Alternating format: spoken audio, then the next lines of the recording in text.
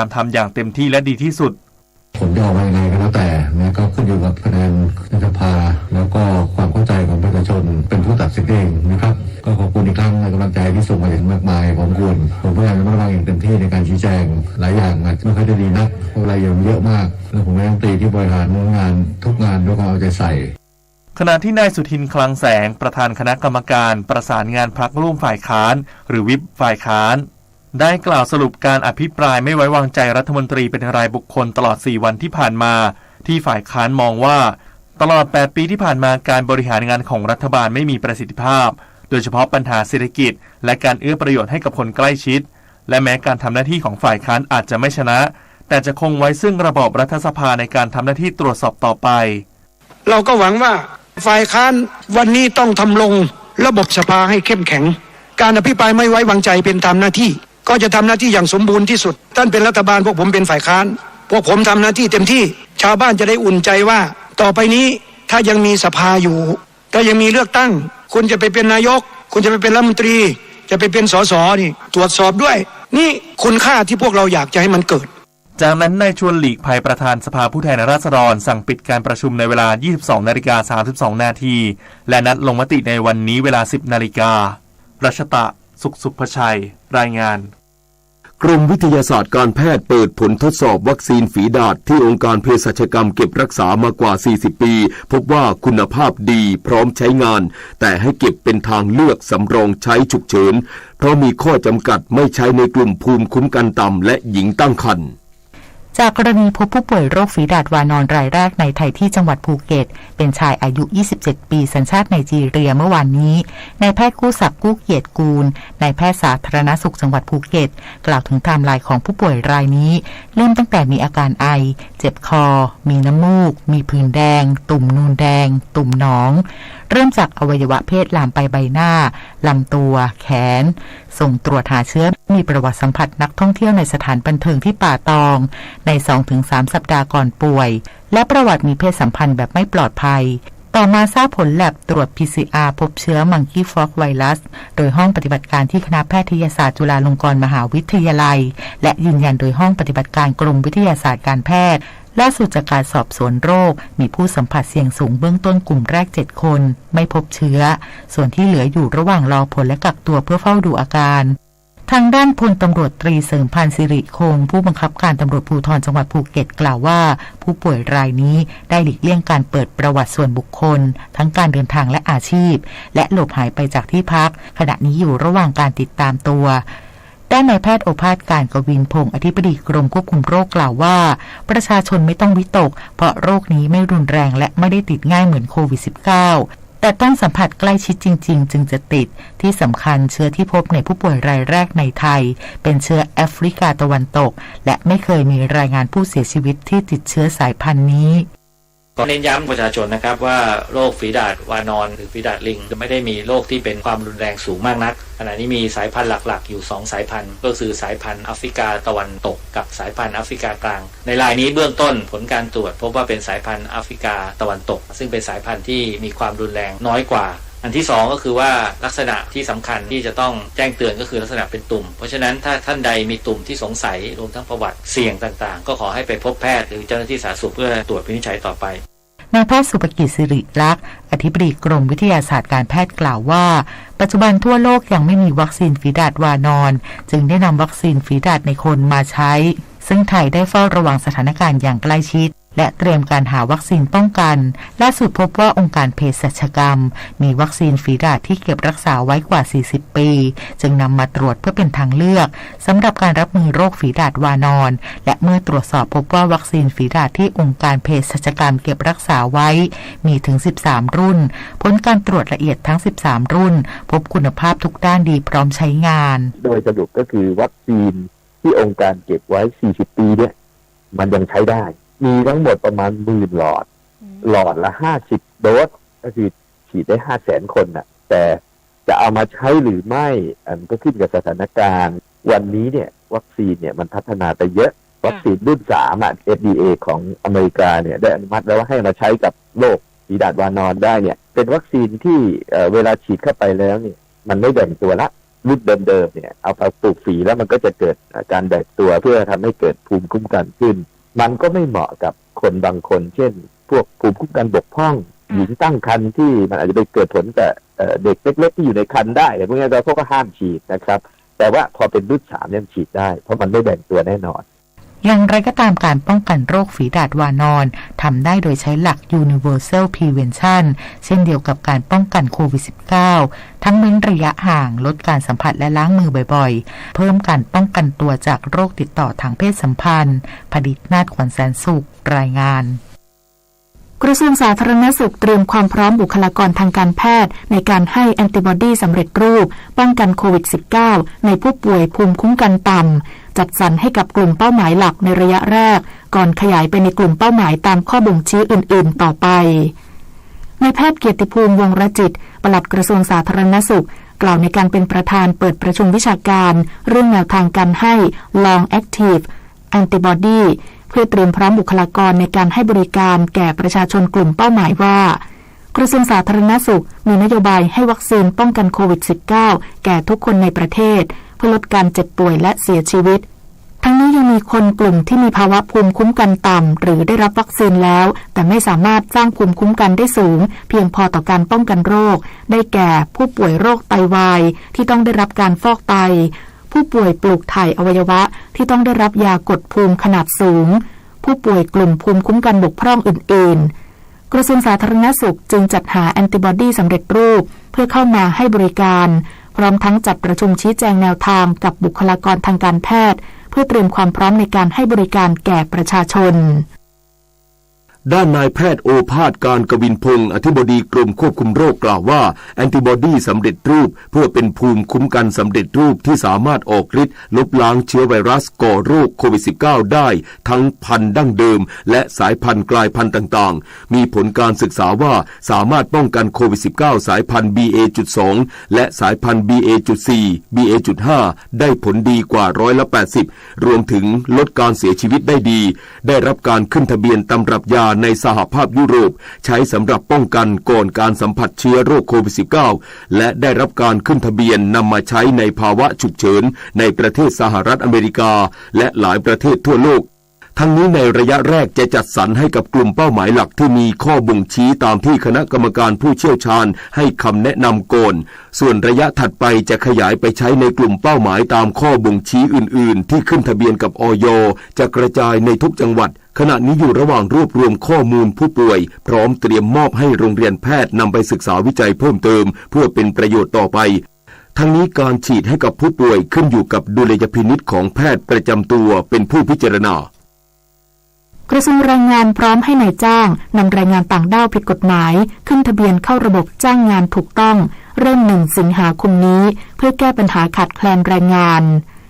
นายไพโรจน์ โชติกเสถียรอธิบดีกรมการจัดหางานเปิดเผยภายหลังเป็นประธานการประชุมชี้แจงแนวทางการแก้ไขปัญหาการขาดแคลนแรงงานเพื่อรองรับการฟื้นฟูประเทศว่า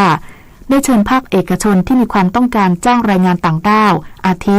สภาหอการค้าแห่งประเทศไทยสมาคมอุตสาหกรรมก่อสร้างไทยในพระบรมราชูปถัมภ์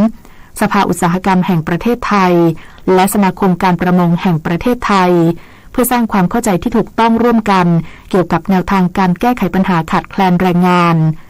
ล่าสุดกรมการจัดหางานเตรียมพร้อมเปิดจดทะเบียนแรงงานต่างด้าวตามมติคณะรัฐมนตรีเมื่อวันที่5 กรกฎาคม 2565ที่เปิดโอกาสให้ขึ้นทะเบียนแรงงานกัมพูชาลาวเมียนมาและเวียดนามที่มีสถานะไม่ถูกต้องสามารถขึ้นทะเบียนทำงานอย่างถูกกฎหมายโดยจะเปิดให้นายจ้างยื่นบัญชีรายชื่อผ่านระบบออนไลน์คาดว่าจะเริ่มดำเนินการได้ในวันที่1 สิงหาคมนี้ภายในกรอบเวลาขึ้นทะเบียนไม่เกิน15 วันวันนี้มูลนิธิแพทย์อาสาสมเด็จพระศรีนครินทราบรมราชชนนีหรือพอสว.ออกให้บริการประชาชนในพื้นที่จังหวัดแม่ฮ่องสอนที่หมู่1บ้านแม่สกิดตำบลท่าผาปุ้มอำเภอแม่ลาน้อยจึงขอเชิญชวนประชาชนในพื้นที่ดังกล่าวไปรับบริการโดยไม่เสียค่าใช้จ่ายใดๆต่อจากนี้ไปขอเชิญรับฟังไทยคู่ฟ้าค่ะ รัฐบาลอำนวยความสะดวกด้านการเข้าถึงข้อมูลแก่ประชาชนโดยเปิดคลังข้อมูลธุรกิจที่ใหญ่ที่สุดในประเทศ DBD Data Warehouse Plus ให้ประชาชนและผู้ประกอบธุรกิจใช้บริการฟรี เช่น ตรวจสอบสถานะนิติบุคคลพร้อมข้อมูลเปรียบเทียบกับธุรกิจในประเภทเดียวกันขนาดเดียวกันข้อมูลงบการเงินของนิติบุคคลสะท้อนจุดแข็งจุดอ่อนและแนวทางแก้ไขวิเคราะห์ศักยภาพการดำเนินธุรกิจในแต่ละพื้นที่แนวโน้มธุรกิจรายประเภทตลอดจนค้นหาคู่ค้าทางธุรกิจช่วยให้ผู้ประกอบการสามารถปรับปรุงประสิทธิภาพการบริหารธุรกิจได้ด้วยตนเองและประชาชนเข้าถึงข้อมูลของนิติบุคคลได้ก่อนตัดสินใจลงทุนผู้สนใจใช้งานได้ผ่านทางเว็บไซต์กรมพัฒนาธุรกิจการค้า www.dbd.go.th หรือทางแอปพลิเคชัน DBD e-Service ค่ะสื่อสารภารกิจรัฐบาลกับสำนักโฆษกสำนักเลขาธิการนายกรัฐมนตรีเราจะสืบสารรักษาและต่อยอดและครองแผ่นดินโดยธรรมเพื่อประโยชน์สุขแห่งอาณาราษฎรตลอดไปพระปฐมบรมราชโองการพระบาทสมเด็จพระเจ้าอยู่หัวในพระราชพิธีบรมราชาภิเษกเมื่อวันที่ 4 พฤษภาคมพุทธศักราช 2562 ข้าราชการต้องแยกเรื่องส่วนตัวออกจากตำแหน่งหน้าที่และยึดถือประโยชน์ส่วนรวมของประเทศชาติเหนือกว่าประโยชน์ส่วนตนสารประโยชน์ของชาติและปวงประชาอีกหนึ่งหัวข้อเรื่องจริยธรรมที่ข้าราชการพลเรือนทุกคนพึงควรปฏิบัติทำความดีเพื่อชาติไทย 7:17 น.ต่อไปรับฟังข่าวต่างประเทศสำนักข่าวต่างประเทศรายงานว่ายูเครนรัสเซียตุรกีและองค์การสหประชาชาติได้ลงนามข้อตกลงที่จะทำให้ยูเครนกลับมาส่งออกธัญพืชอีกครั้งที่นครอิสตันบูลของตุรกีเมื่อวานนี้ตามเวลาท้องถิ่นซึ่งถือเป็นขั้นแรกของการคลี่คลายวิกฤตอาหารโลกที่ทวีความรุนแรงขึ้นนับตั้งแต่รัสเซียรุกรานยูเครนเมื่อวันที่ 24 กุมภาพันธ์ที่ผ่านมาเจ้าหน้าที่สหประชาชาติระบุว่าทุกฝ่ายที่เกี่ยวข้องจะสามารถปฏิบัติตามข้อตกลงดังกล่าวได้อย่างสมบูรณ์ภายในไม่กี่สัปดาห์ข้างหน้าและจะทำให้ยูเครนกลับมาส่งออกธัญพืชราว 5 ล้านตันต่อเดือนซึ่งเป็นระดับก่อนเกิดการสู้รบกับรัสเซียทั้งนี้ยูเครนหนึ่งในผู้ส่งออกธัญพืชรายใหญ่ของโลกมีธัญพืชมากกว่า22 ล้านตันตกค้างอยู่ที่ท่าเรือหลังรัสเซียปิดล้อมทะเลดำซึ่งการบรรลุข้อตกลงฉบับนี้จะมีความสำคัญอย่างยิ่งต่อความมั่นคงทางอาหารของโลกกระทรวงสาธารณสุขอินโดนีเซียเปิดเผยว่าทางการอินโดนีเซียกำลังพิจารณาการดำเนินโครงการฉีดวัคซีนโควิด -19 เข็มที่ 4ท่ามกลางสถานการณ์การแพร่ระบาดของโรคโควิด -19 ที่ยาวนานกว่าที่คาดไว้รวมทั้งการที่ระดับภูมิคุ้มกันร่างกายของประชาชนเริ่มลดลงหลังจากฉีดวัคซีนเข็มล่าสุดไปแล้ว6 เดือนทั้งนี้ประชาชนกลุ่มเสี่ยงในอินโดนีเซียอาทิบุคลากรทางการแพทย์ผู้ที่มีโรคประจำตัวผู้สูงอายุและเจ้าหน้าที่รัฐจะเป็นกลุ่มแรกที่ได้รับวัคซีนโควิด -19 เข็มที่ 4ขณะที่ผู้เชี่ยวชาญด้านระบาดวิทยายืนยันว่าวัคซีนโควิด -19 เข็มที่ 4ยังคงจำเป็นเพื่อลดอัตราการเข้ารักษาตัวในโรงพยาบาลและเสียชีวิตจากโรคโควิด -19 ท่ามกลางการระบาดของเชื้อกลายพันธุ์โอมิครอน BA.4 และ BA.5 ที่เวลานี้ยังไม่ถึงจุดสูงสุดของการระบาดสำนักข่าวต่างประเทศรายงานโดยอ้างการเปิดเผยของนายแพทย์เควินโอคอนเนอร์แพทย์ประจำทำเนียบขาวของสหรัฐอเมริกาที่ระบุว่าประธานาธิบดีโจไบเดนผู้นำสหรัฐวัย79 ปีซึ่งมีผลการตรวจเชื้อโรคโควิด -19 เป็นบวกเริ่มมีอาการดีขึ้นหลังได้รับการรักษาโรคโควิด -19 โดยประธานาธิบดีไบเดนตอบรับต่อกระบวนการรักษาเป็นอย่างดี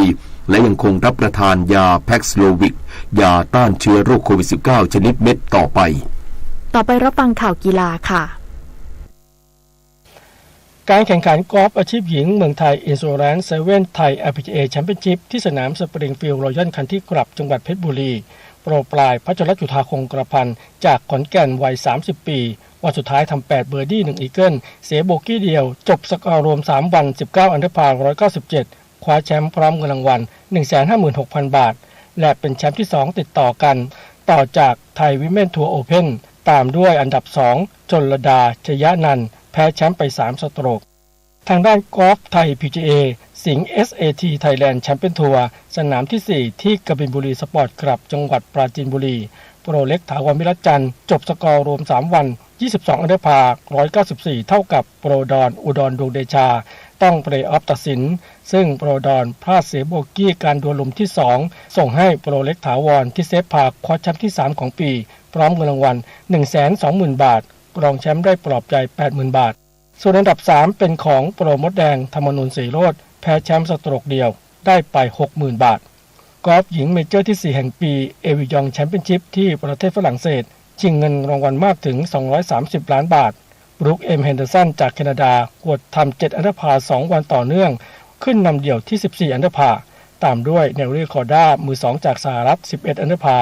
ส่วนสาวไทยโปรจีนอัธยาธิติกุลวันที่2พลาดเสียทริปเปิลหลุมที่4แต่มาแก้คืนทำ8เบอร์ดี้สกอร์รวม2วัน8อันดับพาอยู่ที่5ธิดาภาสุวรรณปุระ5อันดับพาอันดับ19พรอนงเพชรล้ำกับโมริยาจุฑนุการ2อันดับพาผ่านการตัดตัวไปเล่นใน2วันที่เหลือ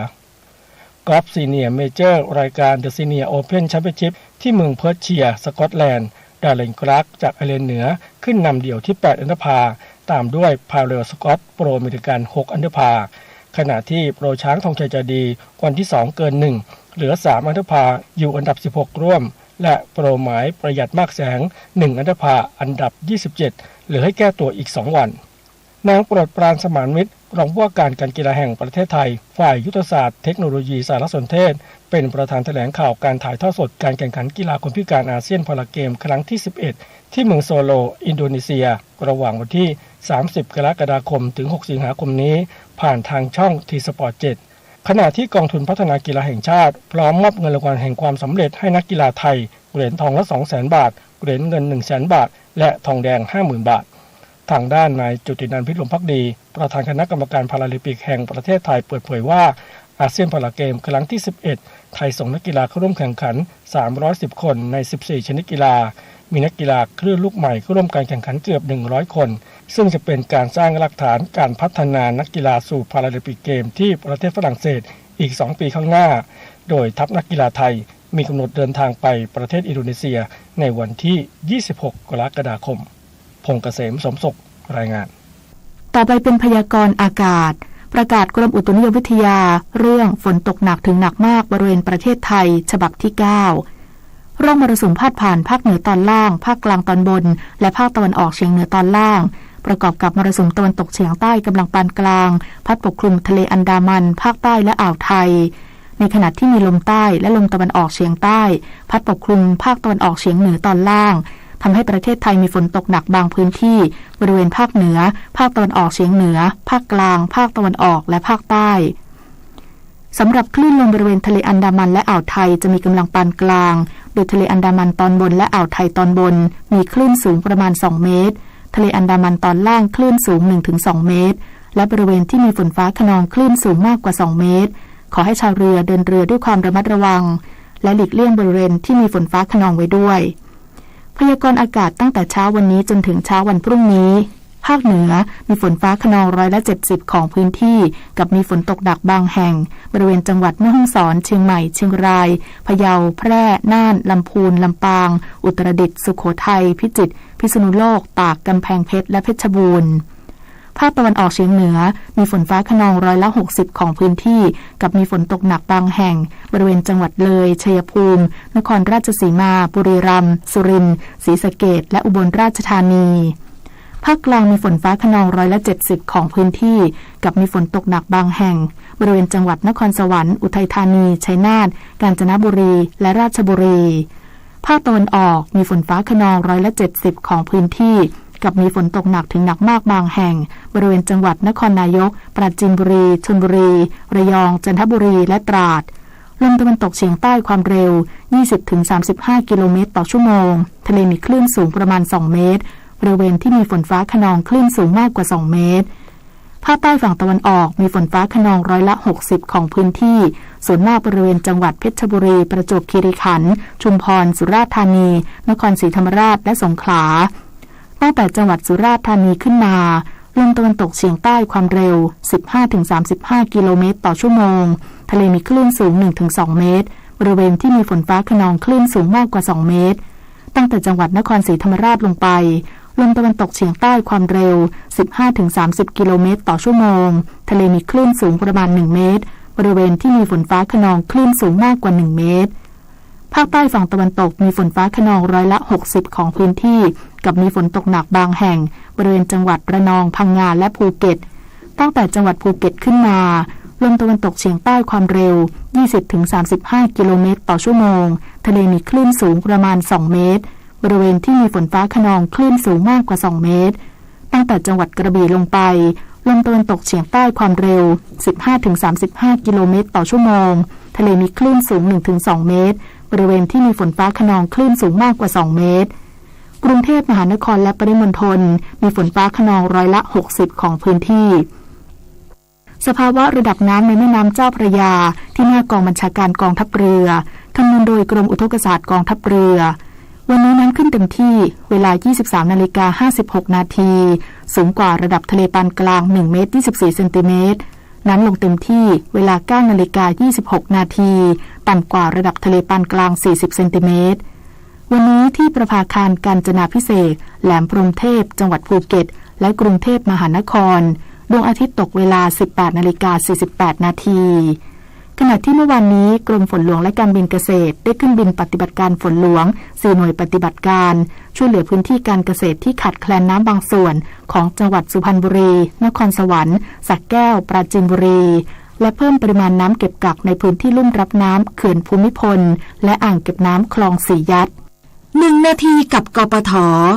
การขับรถในฤดูฝนหากผู้ขับขี่จำเป็นต้องขับรถผ่านเส้นทางที่มีน้ำท่วมขังอย่างหลีกเลี่ยงไม่ได้ต้องเพิ่มความระมัดระวังเป็นพิเศษโดยให้ขับรถอย่างช้าๆและห้ามหยุดรถทั้งนี้ระดับน้ำที่สามารถขับผ่านไปได้ต้องสูงไม่เกิน20เซนติเมตรใช้ความเร็วไม่เกิน10กิโลเมตรต่อชั่วโมงควรรักษาความเร็วโดยใช้ความเร็วต่ำและหลังจากขับรถผ่านเส้นทางที่มีน้ำท่วมไปแล้วควรจะต้องตรวจสอบการทำงานของระบบต่างๆด้วยโดยเฉพาะระบบเบรกโดยเหยียบเบรกเบาๆเพื่อตรวจสอบการทำงานของเบรกตรวจสอบการทำงานของแตร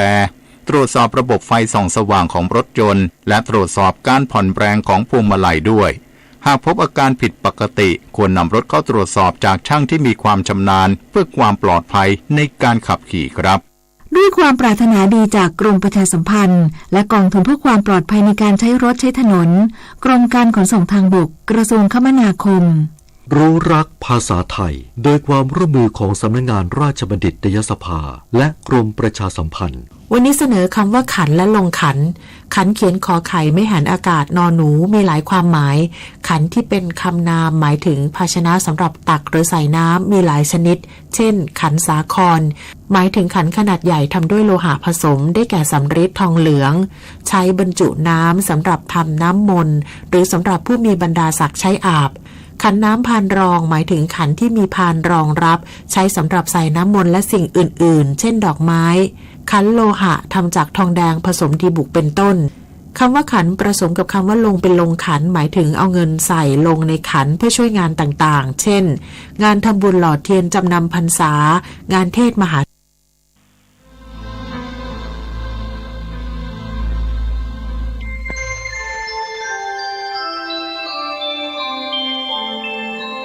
ขณะนี้ท่านกำลังฟังสถานีวิทยุกระจายเสียงคลื่นเพื่อการศึกษาพระพุทธศาสนาและวัฒนธรรมระบบ FM 104.5 เมกะเฮิรตซ์ออกอากาศณวัดฝายหินตำบลสุเทพอำเภอเมืองจังหวัดเชียงใหม่โทรศัพท์053-226-058